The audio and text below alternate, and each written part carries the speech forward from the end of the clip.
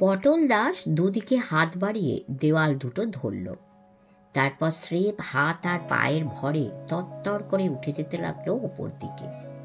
হাতের ভর দিয়ে পা ছাড়ে, পায়ে ভর রেখে হাত ছাড়ে, চার দিয়ে একেবারে হাতখানেক করে ওপরে উঠে যায়।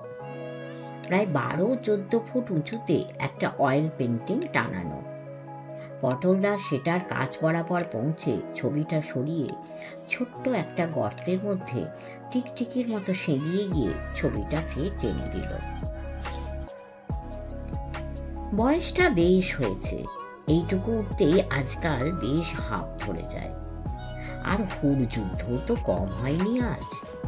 ব্যাটারা কম ডলাই মলাই করেছে নাকি তাকে?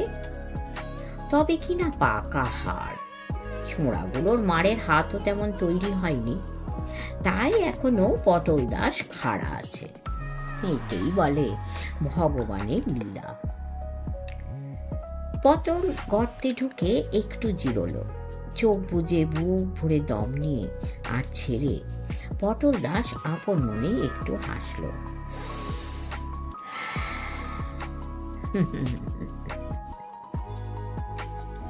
হরি ছোঁড়াকে সুরঙ্গের পথ পাতলানো ঠিক হয়নি। ছোঁড়াটা নির্ঘাত ছবি সরিয়ে সুরঙ্গে ঢুকে বেমক্কা ঘুরতে ঘুরতে এ বাড়িতে চলে এসেছিল। পটল সময় মতো প্যালা প্যালা করে না চেঁচালে একটা কেলেঙ্কারি হতে পারত। ছোঁড়াটা যে ছবির পিছনে দাঁড়িয়ে ঘরের সব কাণ্ড দেখছিল তাতে পটলের সন্দেহ নেই। ঘাবড়ে গিয়ে শব্দ সাড়া দিয়ে ফেলতে পারত, নাকে ধুলো ঢুকে হেঁচে ফেলতে পারত, বা কেসেই ফেলল হয়তো। এমনকি দীর্ঘশ্বাস ফেলাটাও অসম্ভব ছিল না। পটল চেঁচানোয় ছোড়াটা বুদ্ধি করে পালিয়েছে। ছোঁড়া ধরা পড়লে সুরঙ্গের কথাটা জানাজানি হয়ে যেত। খানিকটা জিরিয়ে পটল উঠল। আরো একটু জিরোলে হতো, কিন্তু তার কি উপায় আছে? খিচুড়িটা ঠান্ডা মেরে গেলে একেবারে গোবর। ঠান্ডা খিচুড়ি পটল দাস দু চোখে দেখতে পারে না। আর পেলার মাও তেমন ভালো মানুষের মেয়ে নয় যে ঠান্ডা খিচুড়ি ফের গরম করতে উনুন ধরাবে। এই সব 7-5 ভাবতে ভাবতে পটল দাস দেওয়ালের একটা ঘুলঘুলিতে চোখ রাখল। এক রত্তি ঘুলঘুলি, ছানি পড়া চোখে বাইরের কুয়াশা আর অন্ধকারে তেমন কিছু ঠাউরও হয় না। এবার ঠান্ডাটাও পড়েছে বাপ, হাড় একেবারে কালি হয়ে গেল। গ্রিন ভ্যালির দিকটায় একটা টর্চের আলো দেখা গেল না? হ্যাঁ, তাই বটে, জ্বলছে নিভছে।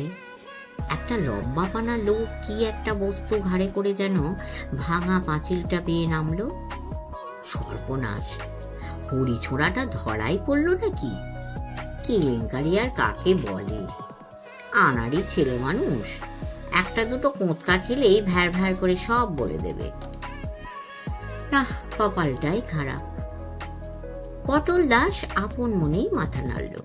তারপর একটা দীর্ঘশ্বাস ফেলে হামাগুড়ি দিয়ে খানিকটা গিয়ে একটা বড় ঘুলঘুলির সামনে থামল। কোনো ক্রমে একটা বড় বেড়াল গলে যেতে পারে এমন একটা ফোঁকর। তা পটল দাস কুকুর বেড়ালের বেশিই বা কি? পটল খুব অভিমান ভরে কথাটা বিড়বিড় করে বলল। তারপর দমটা ছেড়ে শরীরটা নরম করে পটল দাস সেই ঘুলঘুলি দিয়ে ঠিক একটা বেড়ালের মতোই গলে গেল। 14 ফুট নিচে জমি, তা হোক। পটল দাস হাওয়ায় ভর দিয়ে পাখির মতোই নেমে এলো নিচে। লম্বা লোকটা হরিকে কাঁধে নিয়ে অর্ধেক বাগান পেরিয়ে চলে এসেছে। আর দেরি করাটা ঠিক হবে না। পটল দাস জোর কদমে কোনাকুনি গিয়ে লোকটার একখানা হাত ধরে ফেলল। তারপর অমায়িক গলায় বলল, দেশলাই আছে বাপু তোমার কাছে? একটা বিড়ি খাবো। লোকটা পটলকে দেখে এত অবাক হলো যে তার কাঁধ থেকে হরি গড়িয়ে পড়ে গেল মাটিতে ধপাস করে। তুই? তোকে কে ছেড়েছে? পটল একগাল হেসে বলল, ছাড়বে কি গো, ধরলো কখন? আর ধরে হবেটাই বা কি? আমার পেটে যে কথা থাকে না তা সবাই জানে। দুধের বাজারা সব কি যেন খুঁজছে, কবর নাকি ছাই মাটি। তা বাপু, আমার কবর টবর শ্মশানে টশানে বড় ভয়, আমি ওসব জানিও না চিনিও না। তা বাবু আছে নাকি দেশলাই? লোকটার বিস্ময় কেটে এবার হিংস্র রাগ উঠল। বলল, তোর অনেক চালাকি দেখেছি, ফের কোনো চালাকি করেই বেরিয়ে এসেছিস, কিন্তু এবার তোর খেলা শেষ। এই বলে লোকটা তার প্রকাণ্ড দুটো হাতে পটল দাসকে লৌহ ভীম চূর্ণ করার মতো শক্ত আলিঙ্গনে জড়িয়ে ধরতে গেল। পটল একটু সরে দাঁড়ালো শুধু। লোকটা দু হাতে জাপটে ধরতে গিয়ে খানিকটা বাতাস ছাড়া আর কিছু পেল না। কিন্তু এবার আর অবাক হওয়ার অবকাশটুকুও তাকে দিল না পটল। হাত বাড়িয়ে তার গাঁটলা আঙুল দিয়ে খুব মৃদু একটু তবলা বাজিয়ে দিল তার মাথায়। লোকটা হাঁ করা অবস্থায় মাটিতে পড়ে গেল দড়াম করে, আর নড়ল না। পটল অজ্ঞান অবস্থায় পড়ে থাকা লোকটার দিকে চেয়ে ভারী বিরক্তির গলায় বলল, দেখো কাণ্ড, একেবারে ফুলের গায়ে মুড়চ গেল। এই বুড়ো আঙুলে কি আর সেই ক্ষমতা আছে রে বাপু? তবে এইটুকুই সইতে পারলি না? ছ্যা ছ্যা ছ্যা, তোরা কি রে? লোকটাকে ছেড়ে পটল এবার হরির দিকে তাকালো। কাঁধ থেকে পড়েই হোক আর হিম লেগেই হোক, হরির জ্ঞান ফিরে এসেছে। ভোম্বলের মতো চোখ পিটপিট করে চাইছিল। পটলকে দেখে উঠে বসে বলল, ওহ, মাথাটা ভীষণ ঝিমঝিম করছে। মাথাটা যে এখনো ঘাড়ের ওপর আছে তাই ঢের। কে তোকে সুরঙ্গে ঢুকতে বলেছিল শুনি? মুখে হাত বোলাতে বোলাতে হরি একটু অবাক হয়ে পটল দাসের দিকে চেয়ে বলল, ওরা তোমাকে ছেড়ে দিলে যে বড়? এই ছেড়ে দেবে না তো কি, ভালো লোকেদের ওইটাই সুবিধে, ঘোর পাপীরাও তাদের খাতির করে। এই নিয়ে এখন ওঠ, এই জায়গাটা এবার তোকে ছাড়তে হচ্ছে। কোথায় যাব? পটল দাস মাথা নেড়ে বলল, সে কি আর ভালো জায়গা রে? বেলার মা মহাদাজ্জাল, উঠতে বসতে কথা শোনাবে। তার উপর গরিবের ঘর, সেখানে নুন পান্তার জোগাড়ি ভালো করে হয় না। কিন্তু এখানে তো আর টিকতে পারবি না, গ্রিন ভ্যালি বেশ বিপদের জায়গা হয়ে পড়েছে। হরি উঠে দাঁড়ালো, তারপর বলল, কিন্তু এই লোকটা সুরঙ্গের কথা জেনে ফেলেছে, একে ফেলে গেলে সব ফাঁস করে দেবে। পটল খিঁচিয়ে উঠে বলল, খুব কেতানি দেখিয়েছ, পাঁজি ছোঁড়া কোথাকার, তোর জন্যই তো সব ফাঁস হলো। এখন কি করা যাবে? এ তো মহা মুশকিল হলো। হরি লজ্জিত হয়ে বলল, কিন্তু এই লোকটার একটা ব্যবস্থা না করে কোথাও যাওয়া ঠিক হবে না।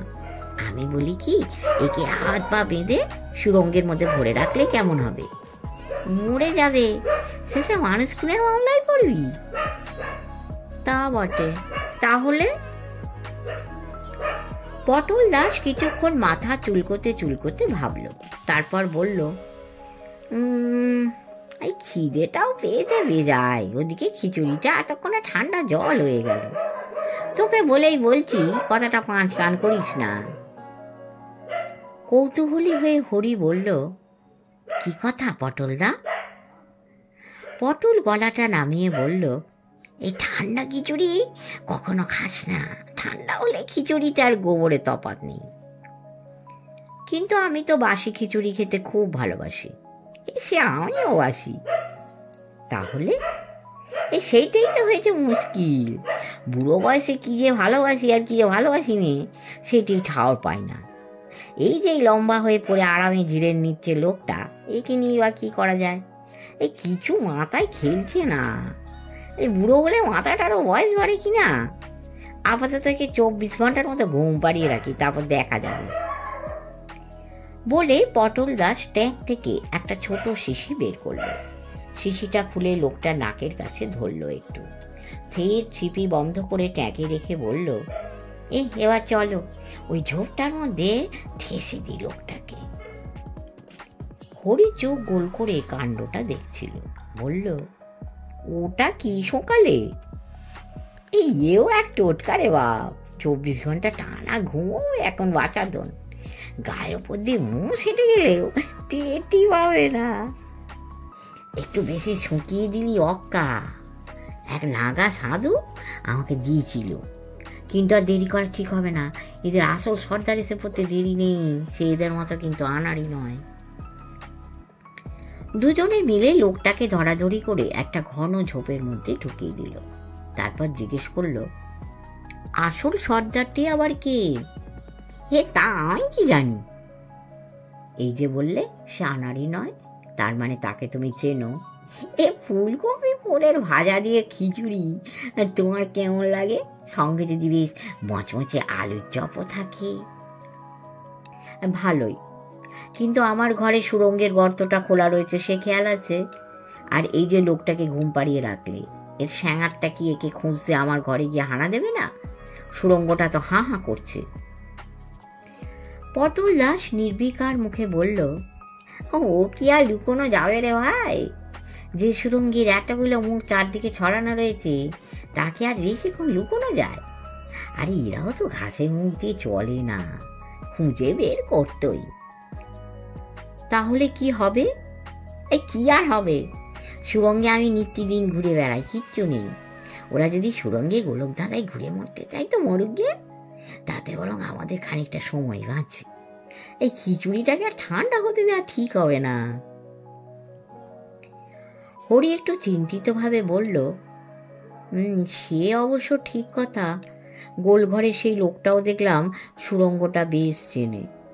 আমি জিজ্ঞেস করতেই পথ দেখিয়ে দিল।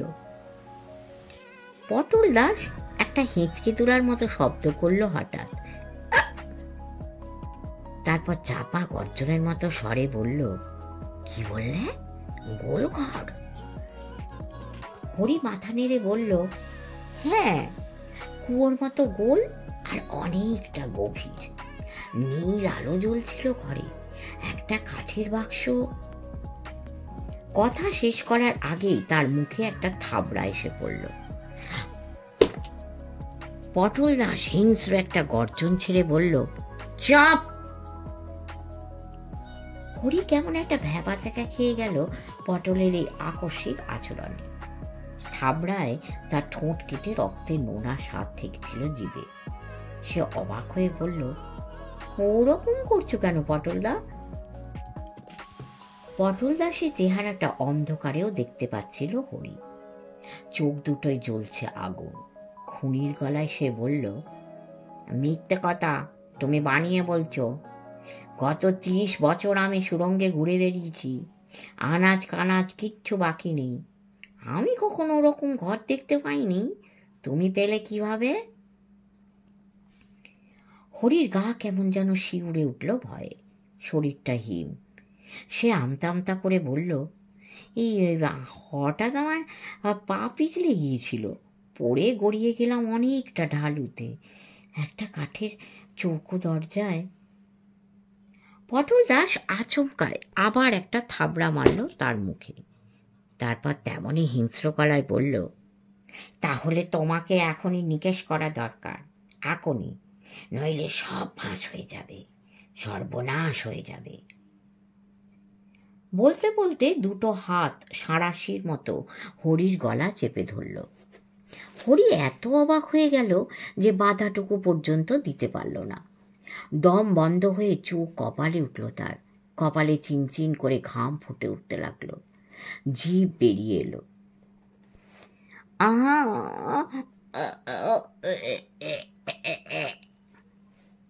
মরেই যাচ্ছিল হরি। মনে মনে সে বুঝতে পারছিল বাঁচবার আর কোনো আশাই নেই তার। কিন্তু পটল দাস তো মজার লোক, চোর হলেও মানুষটা ভালো, তার সঙ্গে এত ভাব, তবু তাকে পটল দাসের হাতেই মরতে হচ্ছে। আচমকায় মাটির গভীর থেকে এক গুড় গুড় ধ্বনি উঠে এলো, দ্রুত ধাবমান এক ধ্বনি।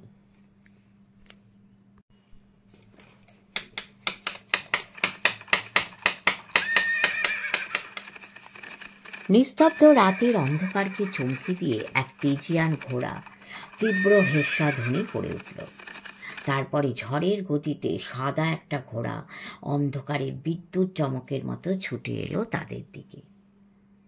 কি যে হলো কিছুই বুঝতে পারল না হরি। তার হঠাৎ গলার চাপটা সরে যেতে সে উবু হয়ে বসে পড়ল মাটিতে। তারপর কাঁদতে লাগলো।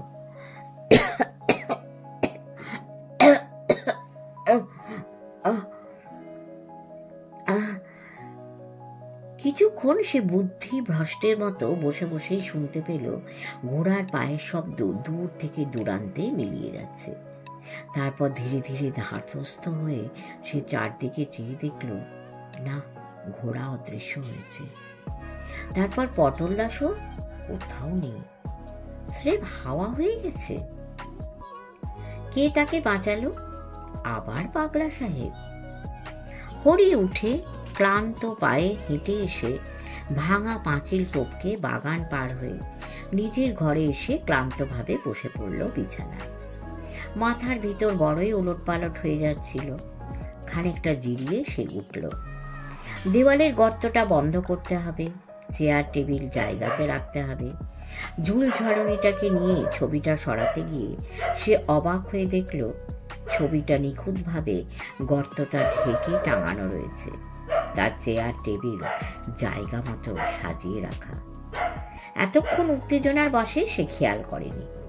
কে করল? কখনই বা করল?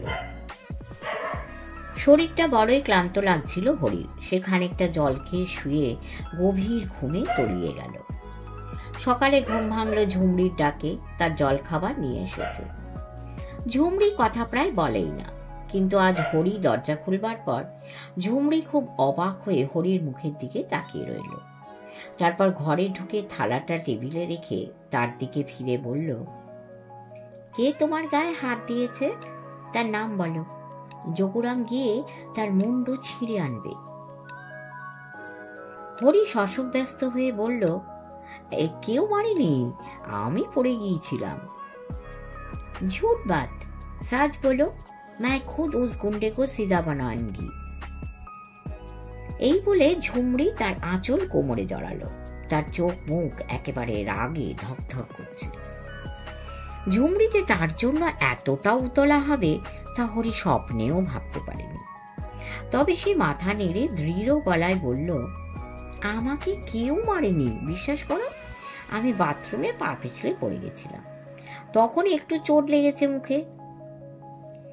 ঝুমড়ি বিশ্বাস করলো কিনা কে জানে, তবে চলে গেল।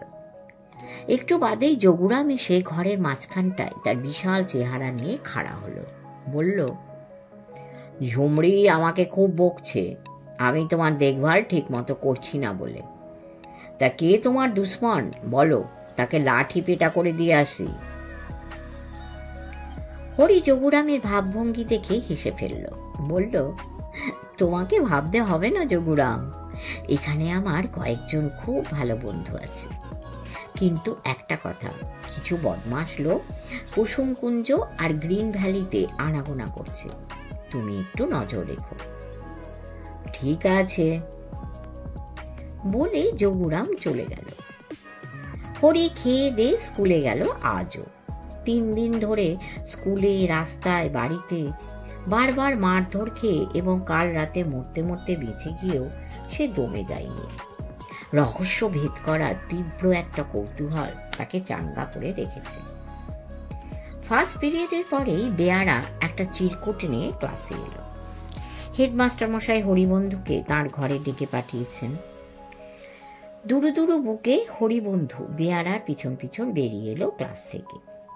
হেড স্যার যেমন গম্ভীর তেমনই ব্যক্তিত্ববান রাশভারী মানুষ। আজ তাকে একটু বিষণ্ণ দেখাচ্ছিল। হরি তার অনুমতি নিয়ে ঘরে ঢুকবার পর তিনি হরির দিকে কিছুক্ষণ চেয়ে রইলেন। অন্তর্ভেদী দৃষ্টি হরিকে এফোর ওফোর করে গেল। কিছুক্ষণ চেয়ে থাকবার পর তিনি খুব নরম স্বরে জিজ্ঞেস করলেন, এখানে তোমার কোনো অসুবিধে হচ্ছে না তো হরি? হরি মাথা নেড়ে বলল, না না স্যার। হেড স্যার কিছুক্ষণ চুপচাপ থেকে খুব ধীরে ধীরে বললেন, আমার কর্তব্য প্রত্যেকটি ছাত্রের দিকে নজর রাখা, প্রত্যেকের নিরাপত্তার ব্যবস্থা করা, প্রত্যেকের উন্নতি সাধনে সাহায্য করা। সব সময় আমি তা পেরে উঠি না। তুমি হয়তো জানো এটা ভালো ছেলেদের স্কুল নয়, রিফরমেটরি স্কুল হিসেবেই এটির প্রতিষ্ঠা হয়েছিল। কিন্তু যতটা করা উচিত ততটা আমরা পেরে উঠি না। অনেক আজে বাজে ছেলে ছাত্র সেজে এখানে ঢোকে, তারাই নানা রকম খারাপ কাজও করে। আমি খবর পেয়েছি এই স্কুলের কয়েকটা ছেলে তোমার ওপর চড়াও হয়েছিল। তুমি কি তাদের নাম বলতে পারবে? হরি মাথা নিচু করে রইল। সহপাঠীরা যত খারাপই হোক, তাদের নাম বলে দেওয়াটা হরি একরকম বিশ্বাসঘাতকতা বলেই মনে করে। হেড স্যার মৃদু স্বরে বললেন, বলতে ভয় পাচ্ছ? ঠিক তা নয় স্যার। বুঝেছি, ইটস আ গুড জেস্চার, কিন্তু যাদের বাঁচাতে তুমি মহত্ব দেখাচ্ছ তারা বোধহয় ততটা ভালো নয়। আর একটা কথা। বলুন স্যার। এখানে পাগলা সাহেবের নামে একটা কিংবদন্তি চালু আছে, তুমি কি তা শুনেছ? হ্যাঁ। আমি যদিও ওরকম কিংবদন্তিতে খুব আস্থাবান নই, তবে কোনো সম্ভাবনাকে উড়িয়ে দেওয়াটাও বৈজ্ঞানিক দৃষ্টিভঙ্গির পরিচায়ক নয়। আমি এখানে অনেক দিন আছি, কিন্তু কখনো পাগলা সাহেবকে দেখিনি। তবে অনেকে দেখেছে বলে শোনা যায়। শুনেছি তার কবর খুঁজতে মতিগঞ্জে কিছু পাজি লোক হানা দিয়েছে। সত্যি মিথ্যে অবশ্য জানি না। হেড স্যারকে কথা শেষ করতে না দিয়েই উত্তেজিত হরি বলে উঠল, সত্যি স্যার, এটা সত্যি। সত্যি? হ্যাঁ স্যার, আর পাগলা সাহেবের কিংবদন্তিও সত্যি। আমি নিজে চোখে তাকে দেখেছি। হেড স্যার অবাক হয়ে তার দিকে কিছুক্ষণ চেয়ে রইলেন। তারপর মাথা নেড়ে বললেন, খুবই আশ্চর্যের কথা। এবার তোমাকে একটা ছড়া বলি, দেখো তো কখনো শুনেছ কিনা। হেঁটেও নয়, ছুটেও নয়, সাপের মতো, দূরেও নয়, কাছেও নয়, গভীর কত, আলোও নয়, অমাও নয়, যাই যে দেখা, আজও নয়, কালও নয়, ভাগ্যে লেখা। হরি মাথা নেড়ে বলল, না স্যার, এ ছড়া কখনো শুনিনি। ছড়াটা খুবই অদ্ভুত এবং মতিগঞ্জের অনেকেই জানে। ছড়াটা নাকি সাংকেতিক, তবে এই সংকেতের অর্থ আমি কখনো ভেদ করতে পারিনি। তুমি পাগলা সাহেবকে দেখেছ শুনেই ছড়াটা তোমাকে বললাম। এই ছড়ার সঙ্গে কি পাগলা সাহেবের কোনো সম্পর্ক আছে স্যার? হ্যাঁ, তাই তো শুনেছি। হরি বিড়বিড় করে ছড়াটা নির্ভুল আওড়ালো। হেঁটেও নয়, ছুটেও নয়, সাপের মতো, দূরেও নয়, কাছেও নয়, গভীর কত, আলোও নয়, অমাও নয়, যাই যে দেখা, আজও নয়, কালও নয়, ভাগ্যে লেখা। বাহ, একবার শুনেই তোমার মুখস্থ হয়ে গেছে দেখছি। দুঃখীরাম বাবু চিঠিতে জানিয়েছিলেন তুমি খুব ডাল হেডেড ছেলে বলে তোমার বাবার ধারণা, কিন্তু তা তো নয়। স্মৃতি এবং গ্রহণ ক্ষমতা খুব অদ্ভুত জিনিস। মন যেটা চায় সেটা সহজেই শেখা যায়। পড়ার জন্য পড়লে সহজে শেখা যায় না, আবার জানার আগ্রহ নিয়ে পড়লে টপ করে শেখা যায়। তোমার ব্রেন মোটেই খারাপ নয়, শুধু দরকার একটু আগ্রহ। এ কথায় হরি লজ্জায় হেঁট মুন্ডু হলো। হেড স্যার মৃদু গম্ভীর গলায় বললেন, ঠিক আছে, এখন যাও, মন দিয়ে পড়াশুনো করবে, নিজের দিকে লক্ষ্য রাখবে, কোনো সাহায্যের দরকার হলে মাস্টার মশাইদের কাছে বলবে। তোমার আচরণে আমি খুব খুশি হয়েছি। হরি আনন্দে ভাসতে ভাসতে ক্লাসে এসে বসল। গোপাল আজও ক্লাসে ছিল না। হরি চোরা চোখে লক্ষ্য করল গদাধর, রাজর্ষি, থ্রি মাস্কেটিয়ার্স কেউই আজ ক্লাসে নেই। না থাকারই কথা। তাদের ক্লাসে দেখলে খুবই অবাক হতো হরি। তবে টুপলু এসেছে, পিছনের বেঞ্চ থেকে তাকে একবার হাত তুলে ইশারা করল। আজ মাস্টার মশাইরাও কেন কে জানে খুবই ভালো ব্যবহার করছিলেন হরির সঙ্গে। ভূগোল স্যার ব্যোমকেশ বাবু দুর্দান্ত রাগী মানুষ। তার ক্লাসে হরি হোয়াংহো নদী কোথায় তা বলতে না পারায় ব্যোমকেশবাবু কিন্তু একটুও রাগ করলেন না, শুধু বললেন, দেখো চীনের দুঃখ যেন তোমারও দুঃখের কারণ না হয়, দেখো। টিফিনে টুবলু আর হরি একসঙ্গে বেরোলো বাদাম খেতে। হরি জিজ্ঞেস করলো, গোপাল কেমন আছে টুবলু? টুবলু মাথা নেড়ে বলল, ভালো নেই, প্রচন্ড জ্বর এসেছে আর ভুল বকছে, বারবার তোমার নামও বলছে। আমার নাম করে কি বলছে? ঠিক বোঝা যাচ্ছে না, মাঝে মাঝে বলছে, হরি ছেড়ো না, তুমিই পারবে। তার মানে কি? এই প্রলাপের কি কোনো মানে থাকে? আর একটা কথার জবাব দেবে টুবলু, এখানকার সবাই পাগলা সাহেবের কবর নিয়ে এত ভাবে কেন? জানি না আমি অত কিছু, তবে যতদূর শুনেছি পাগলা সাহেবের কবরটা সাধারণ কবর নয়, মাটির তলায় একটা ঘরে তার কফিন রাখা আছে। যদি কেউ সেই ঘরের বাতাস থেকে একটু শ্বাস টেনে নিয়ে আসতে পারে, তাহলে তাকে আর পাই কে? কি হবে তার? সে রাজা হয়ে যাবে। মতিগঞ্জে সকলেই এই কবরটা খোঁজে, আর কিছু লোক আছে যারা এই গল্প বিশ্বাস করে না, কিন্তু তারাও কবরটা খোঁজে ওই ক্রসটার জন্য। তুমি কি সত্যি পাগলা সাহেবের গল্প বিশ্বাস করো? করি। কাল তুমিও তো দেখলে। হরি মাথা নেড়ে বলল, এ পর্যন্ত দুবার পাগলা সাহেব আমাকে বাঁচিয়েছেন, আমি তাকে আর অবিশ্বাস করি না। কিন্তু কিন্তু কি? থাক, সে কথা পরে হবে। আমি আজ ছুটির পর গোপালকে দেখতে যাব, আমাকে নিয়ে যাবে? হ্যাঁ নিশ্চয়ই, চলো। গোপালদের পাড়াটা শহরের এক প্রান্তে, একটু ঘিঞ্জি নোংরা গরিব পাড়া। গোপালদের বাড়িটাও বেশ পুরনো, একটু ভাঙা টাঙাও বটে।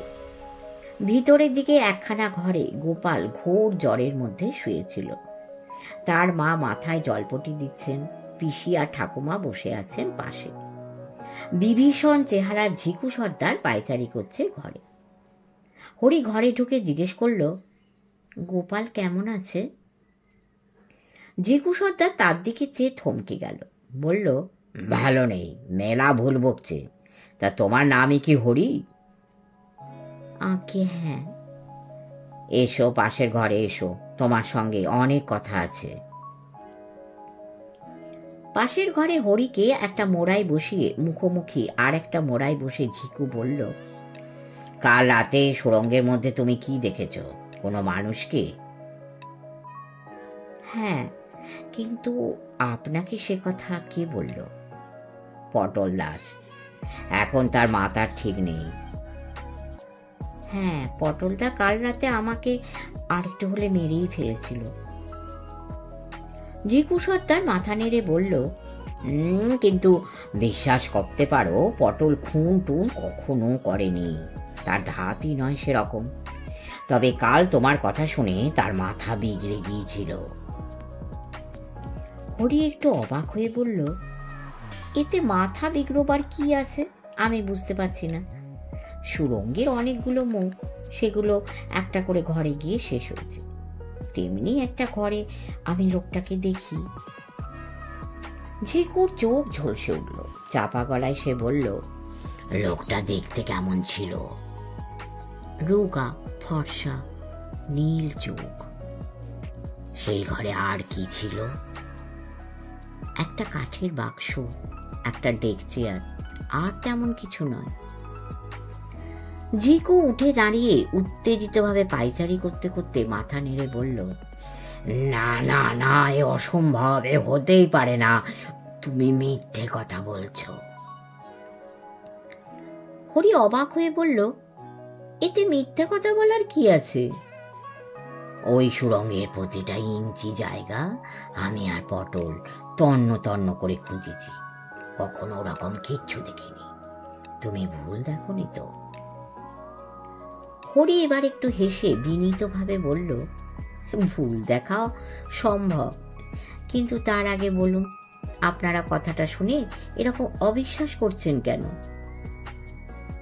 ঝিকু অবাক হয়ে বলল, তুমি কি দেখেছো তা কি এখনো বুঝতে পারছো না? গোল ঘরে নীল আলো, রোগা ফর্সা একজন লোক বসে বাইবেল পড়ছে। সত্যি কি বুঝতে পারছো না? না, তবে এখন মনে হচ্ছে কিছুটা বুঝতে পারছি। হ্যাঁ, ঠিকই মনে হচ্ছে। সারা মতিগঞ্জের লোক বহুকাল ধরে বহু ঘাম ঝরিয়ে বহু মাথা ফাটিয়ে যা বের করতে পারেনি, তুমি সেই পাগলা সাহেবের কবর দেখেছ।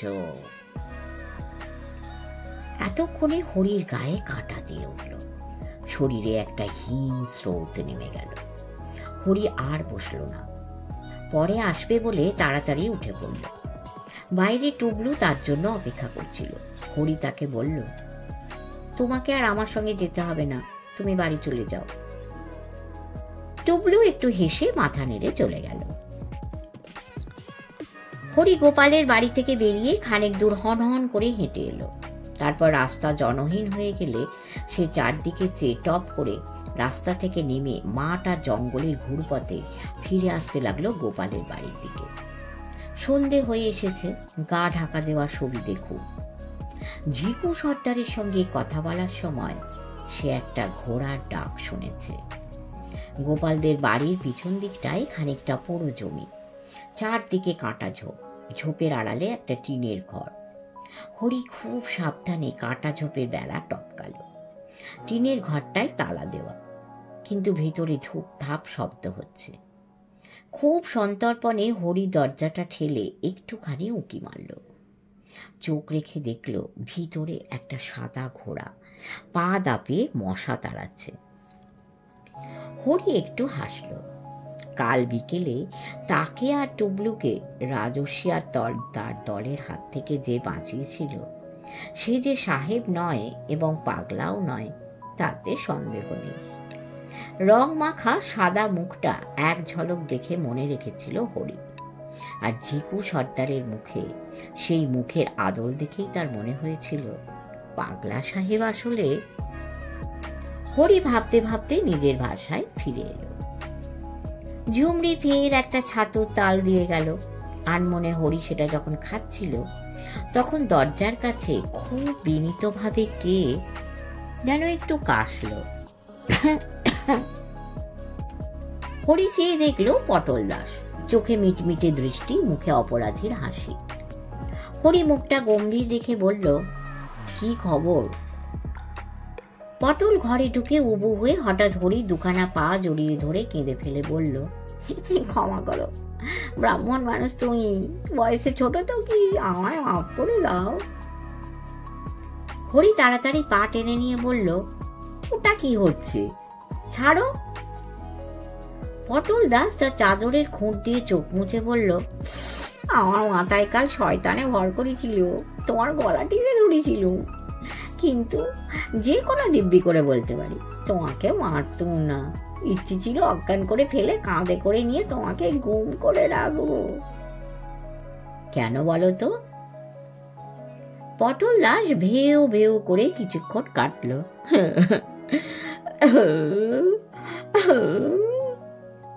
তারপর বলল, বহু কাল আগে এক পাগলা ফকির একটা অদ্ভুত কথা হাটে মাঠে বলে বেড়াতো, ছুটেও নয় হেঁটেও নয়, সাপের মতো। হরি বাকিটা পূরণ করে দিল, কাছেও নয় দূরেও নয়, গভীর কত, আলোও নয় অমাও নয়, যাই যে দেখা, আজও নয় কালও নয়, ভাগ্যে লেখা। পটল চোখ বড় বড় করে বলল, তুমিও জানো? জানি, হেডমাস্টার মশাই ছড়াটার কথা আমাকে বলেছিলেন। পটল দাস কিছুক্ষণ মুখ ঢেকে বসে থেকে ধরা গলায় বলল, তোমার কাছে কিছু লুকোবো না, পাগলা সাহেবের ভূত ঘুরে বেড়ায় বলে লোকে বিশ্বাস করে, কিন্তু আসলে আজও অবধি আমি নিজে কখনো দেখিনি। কিন্তু হরি ছাতুর শেষ দলাটা গিলে ফেলে বলল, কিন্তু তোমরা কয়েকজন পাজি লোক পাগলা সাহেব সেজে মাঝে মাঝে দেখা দাও, লোকের মনে বিশ্বাস জন্মানোর জন্য, তাই তো? পটল দাস হরির মুখের দিকে যে অবাক গলায় বলল, এই তাহলে তুমি ধরতে পেরেছ? সত্যি তোমার খুব বুদ্ধি। আমি তোমাকে প্রথমটায় বোকা ঠাউরি ছিলুম। কিন্তু তোমরা এটা কেন করো পটলদা? এই মতিগঞ্জে লোকেদের ভালোর জন্যই। অন্যায় করলে, পাপ করলে পাগলা সাহেব এসে হাজির হবে। লোকে তাই খারাপ কাজ করার আগে একটু ভাববে। বিশ্বাস করো, আমাদের খারাপ মতলব কিছু ছিল না। পাগলা সাহেব কি স্বাস্থ্য, আমিও সেজেছি, কখনো ঝিকু, কখনো মজার ছেলে গোপাল। কিন্তু কাল রাতে বলে থেমে গেল পটল দাস। হাতখানা হরির দিকে বাড়িয়ে দিয়ে বলল, এই দেখো রোয়া দাঁড়িয়ে যাচ্ছে। কাল রাতে কি? কাল রাতে যখন তোমার গলা টিপে ধরেছিলুম, তখন যে লোকটা সাদা ঘোড়ায় চেপে ছুটে এলো, সে কিন্তু আমাদের কেউ নয়। একটু কাঁপা গলায় হরি বলল, সে তাহলে কে পটলদা? পটল দাস জুলজুল করে হরির মুখের দিকে চেয়ে থেকে বলল, সেই কথাটাই জানতে এসেছিলুম তোমার কাছে। সে লোকটা কি? বুড়ো বয়স, চোখে ছানিও পড়েছে, কিন্তু তবু অন্ধকারে যেটুকু ঠাউর করতে পেরেছিলুম তা মনে করলে শরীর হিম হয়ে আসে। তুমি কি দেখেছিলে? একটা সাদা ঘোড়া ধেয়ে এলো, তার উপর সবার এক লম্বা পানা রোগা সাহেব, চোখ দুটো জ্বলছিল ধক ধক করে।